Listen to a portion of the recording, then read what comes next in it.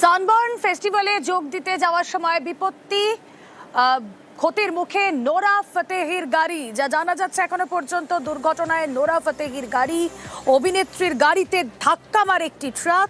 মত্ত অবস্থায় ছিলেন ট্রাক চালক, তড়িঘড়ি হাসপাতালে ভর্তি করা হয় অভিনেত্রীকে। কি অবস্থা এখন অভিনেত্রী, কেমন রয়েছেন জানবো। প্রতিনিধি মানস বসাক রয়েছেন সঙ্গে। মানস, দেখুন মেলা বোঝাই যাচ্ছে যে অত্যন্ত অনভিপ্রেত ঘটনা। তবে নোরাপথে টিম থেকে বলা হয়েছে যে অ্যাক্সিডেন্ট বা দুর্ঘটনার উপর কারো হাত থাকে না এবং যেটা ঘটেছে সত্যি চিন্তার কারণ। এবং এই মুহূর্তে নোরাপথেই আপাতত সুস্থ রয়েছেন বা তিনি সংকট মুক্ত।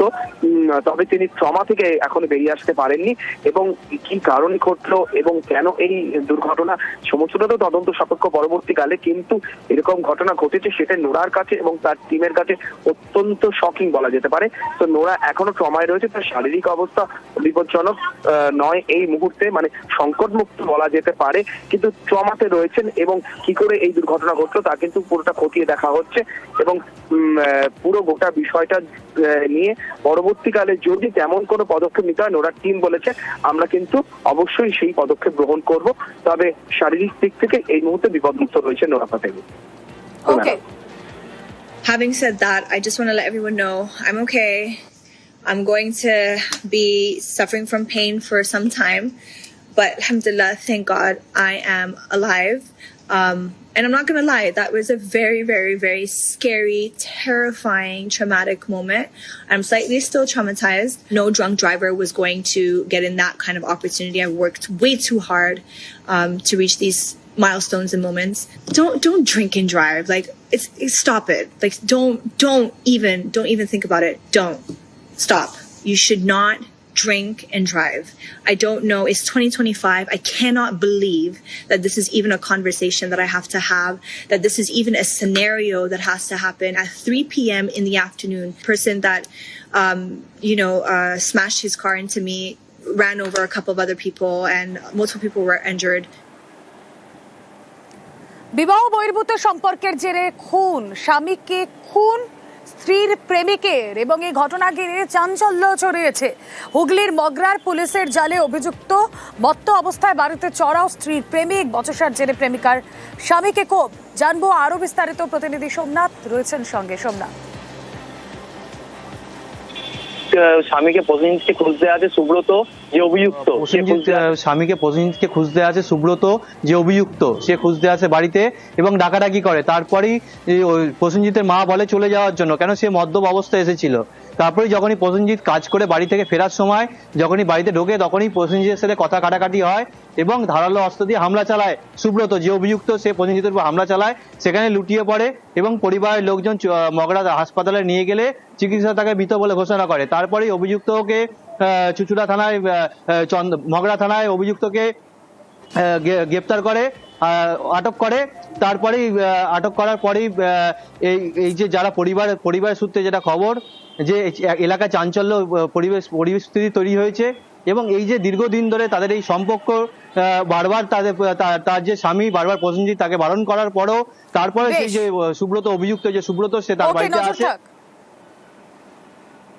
সন্ধ্যাবেলা 7টার দিকে ওই দুয়ার দ্বারা আইসে, আইয়ে জিজ্ঞেস করছে প্রসেনজিৎ কোথায়। প্রসেনজিৎ আমি কি বলছে কি কাজে গনে আসে নাই। আমি বলছি তোর চটি দিক পিটাবো, তুই লাম বাইরে গিয়ে বাইরে আমার বাড়ির ভিতরে কেন ঢুকছো, কোন সাহসে ঢুকছো। তখন আমার ছেলে, ছোট ছেলে, ও কথা শোনে না, এবার লামটা লগে লাগে। আমার ছোট ছেলেরা মারছে, বড় ছেলে আবার ওই টোটোতে করে আইতেছে, ওরে সারাইতে গেছে, তখন আমার বড় ছেলের চাকু মারছে। আমার বড় ছেলে বারণ করছে তুই ওর সাথে কথা বলবি না, এক জায়গায় কাজ করছে। তখন বলছে ও কিন্তু ভালো না, তুই ওর মোবাইলে ফোন করবি না। কাকে বারণ করেছে? ওই আমার ছেলে বউকে। আমার দাদা বউদির সাথে প্রেম ভালোবাসা ছিল আজ অনেক দিন থেকে, অনেক বছর থেকে। আমার দাদা অনেক বুঝিয়েছে, ই করেছে। একটা ছেলে আছে যে ছেলেটার ভবিষ্যতের জন্য মানিয়ে গুছিয়ে সংসার করছিল, এরকম করবে আমার দাদা জানি না ভাষা। এরকম যখন প্ল্যান করেছে তুই যাবি, তুই ভালোবাসা, তুই চলে যেতি, আমার দাদার জীবনটা তো বেঁচে যেত। আমার বাবা আমার বুকে ভালোবাসা, ওর সাথে তুই চলে যা। হ্যাঁ, তুই ওকে মারলি কেন? এবার নজর কোচবিহারে। বাইশগুড়িতে সেখানে আতঙ্ক, কোচবিহারের মাথাভাঙায় বাঘের আতঙ্ক বাইশগুড়িতে জঙ্গলে গিয়ে বন্যপ্রাণীর হামলায় জখম এক মহিলা, বাঘের হামলা বলে দাবি আহত মহিলার। কথা বলবো, রাজেশ রয়েছেন সঙ্গে। রাজেশ, বন দপ্তর সূত্রে কি খবর এখনো পর্যন্ত?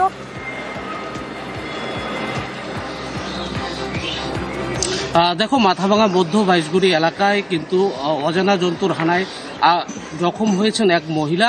আহত ওই মহিলা চিকিৎসাধীন রয়েছেন বর্তমানে মাথাভাঙা মহকুমা হাসপাতালে।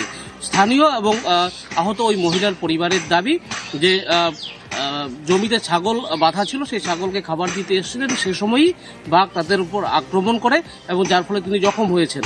পাশাপাশি স্থানীয়রা যেটা জানাচ্ছেন, বাঘের হানায় কিন্তু জখম হয়েছেন বেশ কিছু গবাদি পশুও। খবর পেয়ে ঘটনাস্থলে চলে আসে মাথাভাঙা বন দপ্তরের আধিকারিক ও কর্মীরা। তারা কিন্তু ইতিমধ্যে মাইকযোগে এলাকায় সচেতনতামূলক প্রচার করছেন, সাধারণ মানুষকে আতঙ্কিত না হওয়ার অনুরোধ জানাচ্ছেন। একটি বন্যপ্রাণী, সেই বন্যপ্রাণী বাঘ কিনা তা কিন্তু খতিয়ে দেখছে মাথাভাঙা বন দপ্তরের কর্মীরা। বেশ।